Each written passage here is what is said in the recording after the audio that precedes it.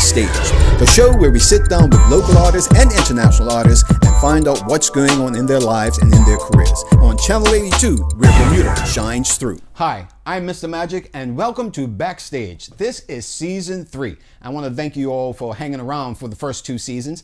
And this year, we're bringing you more entertainers, more conversation.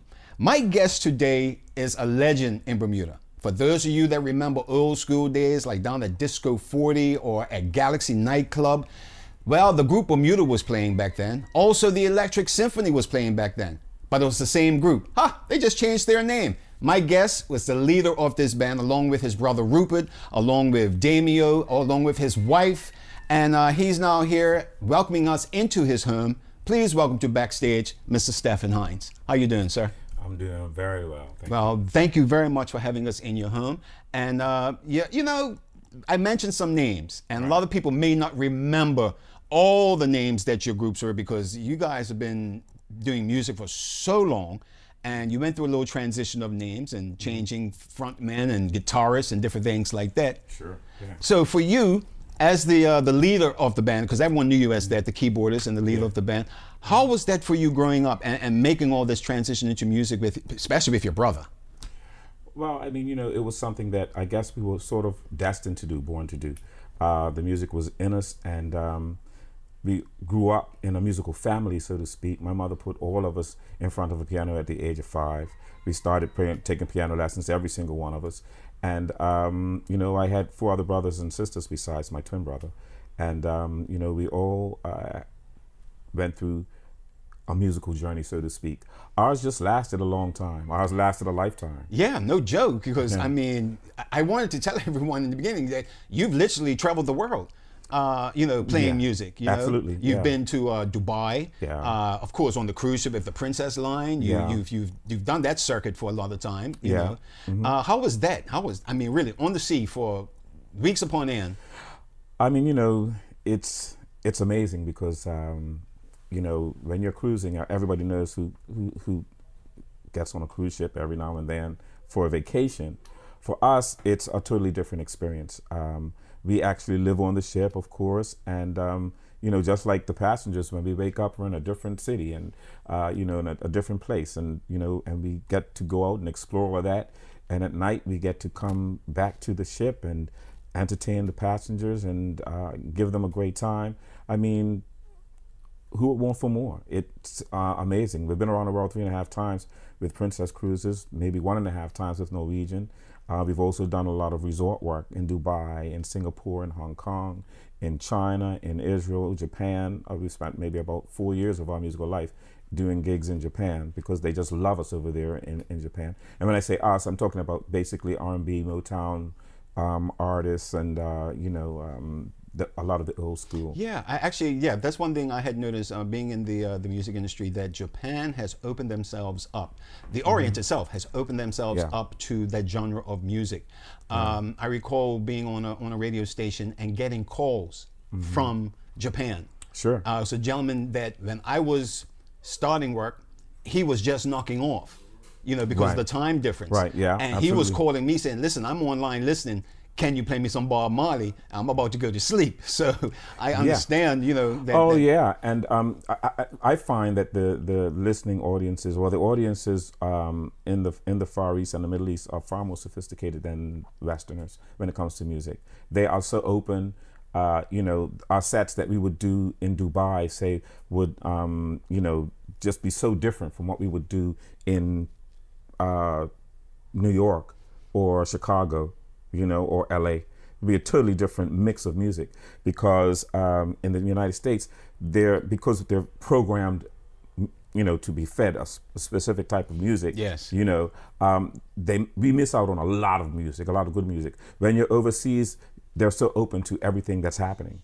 So it gives you not only an appreciation for all the music that's out there, it gives you an opportunity to actually not only to discover it, but to play it.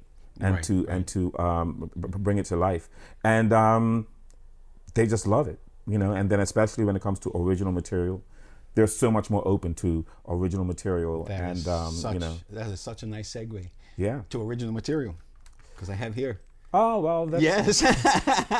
That's... I have here, folks. This is Hindsight's album. The title, There's No Place Like Bermuda. And this, I've heard every song on here. Right. But No Place Like Bermuda is such a unique sound. It's such a unique lyrical production. Yeah. Who actually wrote the lyrics and put together everything for this? I mean, I know you had a hand in it, but... I wrote the song and the lyrics. I wrote the song in 1985. You know, for a long time, I've been trying to kind of like get it into the mainstream as far as Bermuda is concerned. I think that it's a beautiful catchphrase. There's no place like Bermuda. I think that it would be wonderful for a tourism campaign. But, you know, unfortunately, over the years, the powers that be just seem to have more of a, I guess you could say, a reverence for anything that's foreign and overseas as opposed to something that's local. So that was very nicely put. Well, I mean, you know, it really was very nicely put. Well, I'm not going to be disparaging or insulting. No, or I understand. Like I understand because, but you know, yeah, the bottom line is that this is basically a tourist CD. We put it together in 2007. Yeah. It was for when we were at the house band at the Cellar at the Fairmont, Southampton. Yes, we got a list of music from our patrons and passengers and guests, like passengers and the cruise ship. But you know, the guests at the hotel, like what songs would you like to see on a CD, hear or sing on a CD.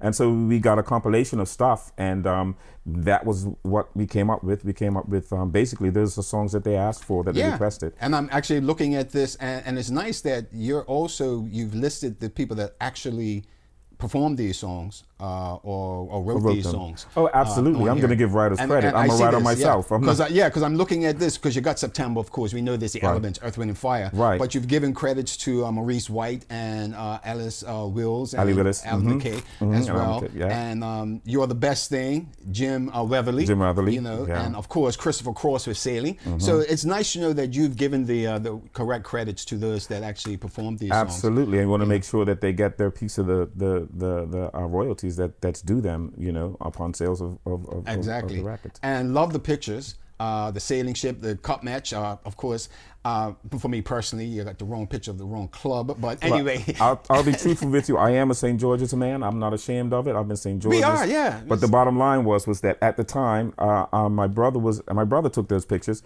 Not Rupert, my brother Junior actually. Somerset. You know, and we were living. I was living in Somerset at the time. So why not? And Comatch was happening right up there, and so he took that picture. No, it's a great picture. No doubt about it. It's Bermuda. It is Bermuda. You know? Yeah, definitely got Horseshoe Bay captured, and of course one of the most iconic figures you can see in Bermuda, the horse and carriage. Yeah. So so there's no place like Bermuda. I've seen the slideshow to this and the song. It's absolutely wonderful. Yeah, in actual fact, it's done. The song on here is an abridged version. There's a longer version, that we haven't actually put out. It's a version with the video that you've seen. Yes, I've seen that. Which has the second verse and everything. All right. But this is an abridged version. Okay. Well, Stefan, we'll be back after this, folks. Please don't go anywhere. We're going to have more conversation with Stefan Hinds.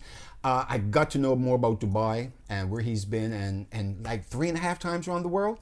Come back right after this and we'll find out what's going on with Stefan here on Backstage.